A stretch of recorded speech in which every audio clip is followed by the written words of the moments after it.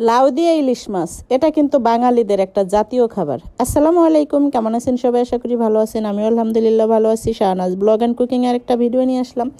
আজকে কিন্তু আমি ইলিশ মাছ দিয়ে লাউ রান্না করব, একদম বাটা মশলায় ঘরোয়া পদ্ধতিতে। তাই যাই হোক, তার আগে কিন্তু আমার ইলিশটাকে কেটে নিতে হবে। ইলিশটা কিন্তু বেশ বড় না, তাই আমি একটু বাঁকা করে কাটতেছি। সবাই দেখি বাঁকা করে ইলিশ মাছ কাইটা একদম ভাইরাল হয়ে যেতেছে। এভাবে বাঁকা করে কাটলে নাকি ইলিশ মাছ বড় দেখা যায় সাইজে। তো আমার লেজটার তো দফা রফা হয়ে গেল, কেননা লেজটা তো বাঁকা হয়ে গেল, দেখতে তো আর ভালো লাগে না। আর এই যে লেজের ভিতর থেকে অনেকে নাকি লেজের ভিতর থেকে চাপ দিয়ে টিপ দিয়ে কত কিছু বের করলো, কই আমি তো কিছু পাইলাম না। আসলে এই সমস্ত মিথ্যা কথা বললে অনেকেই ভিউ কমায়। তাই যাই হোক, আমি কিন্তু এখানে সব কিছু রেডি করে নিয়েছি। মাছটা কেটে নিয়েছি, লাউটা সুন্দর করে কেটে নিয়েছি। আর বাটা মশলাটা অবশ্যই বেটে নিতে হবে, কেননা বাটা মশলা ছাড়া তো স্বাধীনের মার চলেই না। তাই যে বাটা মশলাটা কিন্তু দিয়ে দিছি। আমি কিন্তু বেশি অন্য কিছু দেই নেই, সব কিছুই বলে দিতেছি। শুধু হলুদের গুঁড়া লবণটা গুঁড়া মশলার জন্য দিছি। আর একটা বাটা মশলা করছি, ওখানে সামান্য একটু আদা দিছি, সামান্য একটু রসুন দিছি, বেশি করে কাঁচামরিচ দিছি। আর ধনিয়া জিরা চাউল ভাজা যে মশলাটা আমি ভাজি সেটা বাটছি। সব কিছু মিলাই কিন্তু বেশ ভালোই একটু মশলা হয়ে যায়। তা মশলাটা ভালো করে কষিয়ে কিন্তু মাছগুলো দিয়ে মাছগুলো বেশ কিছুক্ষণ কষিয়ে নেব। কষানোর পরে কিন্তু আমি মাছগুলো তুলে নেব, কেননা মাছগুলো যদি আমি তুলে না নিই, তাহলে যদি লাউগুলো দিয়ে দিই তাহলে কিন্তু আমার মাছগুলো ভেঙে যাবে। তাই মাছগুলো যাতে না ভাঙে আমি সুন্দর করে আস্তে আস্তে করে এক পিস করে তুলে নেব। কিন্তু ইলিশ মাছ কিন্তু এই যেভাবে আমি হালকা রান্না করছি না, এভাবে কিন্তু খেয়ে নেওয়া যাবে।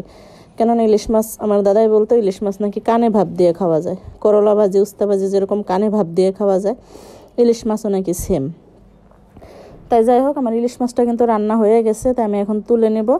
আর ইলিশ মাছটা যেহেতু আমি আগে রান্না করছি, তাই লাস্টের দিক দিয়ে শুধু উপরে আমি সাজিয়ে দিব, যাতে ঘ্রাণটা আসে। আর ইলিশ মাছটা ছোট হইলে এত মজার ছিল, আর ফ্রেশ স্বাদ ছিল।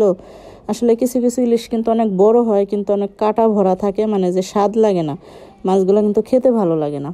তা এই ইলিশগুলো কিন্তু সাইজে একটু ছোট হইলো, মানে খেতে মজা ছিল। আর মাছের মাথাটা আমি তুললাম না, মাছের মাথা যদি ভেঙে যায় জাগা, কিন্তু ভাঙছিল না। যেহেতু মাছের মাথাটা আমি ভেঙে দেওয়ার জন্য রাখছি, একটু দেখি ভাঙে নাই।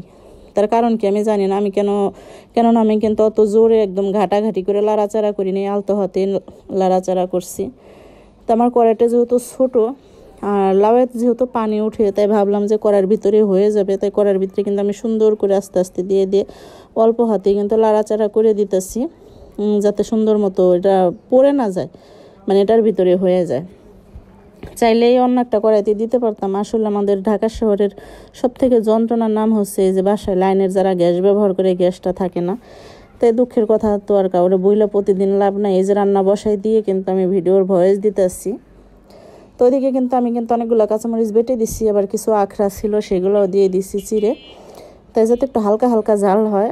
লাউ তরকারিতে বেশি ঝাল দেওয়া লাগে না, অল্প মিষ্টি মিষ্টি ঝালেই বেশি ভালো লাগে। তাই আমি কিন্তু কাঁচামরিচগুলো বেশি দিইনি, অল্প পরিমাণের দিছি। তারপরে তো এই যে একটু দেখেন কমে আসছে। আর লাউটা ভালো কচি ছিল।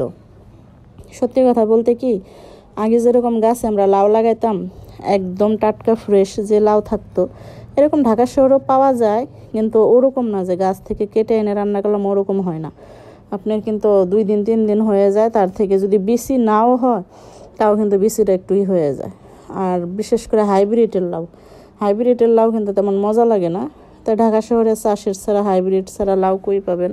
সে তো আর বাড়ির গাছের লাউ না যে একদম কেটে ধুয়ে এসে রান্না করে দিলেন, ওটা খেতে অনেক মজা লাগে। কিন্তু আমার এই লাউ তরকারিটা অনেক মজা পাইছি আলহামদুলিল্লাহ। এটা মনে হয় যে রাত্রেই প্রায় শেষের দিকে, সকালে একটু ছিল, ওরা আবার রুটি চাপটি দিয়ে খাইয়ে নিল।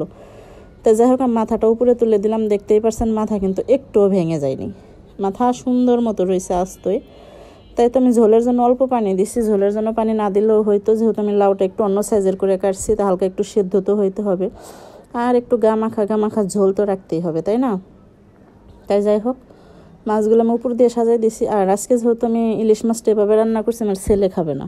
আমার ছেলে কিন্তু ইলিশ মাছ খায়। অনেকে এবার বলতে পারেন তো ইলিশ মাছ খায়, তাই এভাবে খাবে না কেন? ওই যে আমি লাউ দিছি আর মরিচের গুঁড়া অ্যাড করি নেই, এই জন্য খাবে না। আমার ছেলের ইলিশ মাছ খাওয়া মানে একদম ঝাল ঝাল লাল লাল করে ভোনা করে দিবে, তাহলে সে খাবে। তো এটা খাবে না, তাই ওর জন্য আমি চিংড়ি মাছ ভোনা করে দিছি আলাদা করে। তাই যাই হোক, কি সুন্দর বলক এসে গেছে। আর যারা এই ভিডিওটা ইউটিউব থেকে দেখবেন, অবশ্যই আমার চ্যানেলটা সাবস্ক্রাইব করে রাখবেন। আর ফেসবুক থেকে যারা দেখেছেন তাদেরকে অসংখ্য ধন্যবাদ। সবাই ভালো লাগলো আর অবশ্যই কমেন্ট করে বলবেন ভিডিওটা কেমন হয়েছে। আল্লাহ হাফেজ।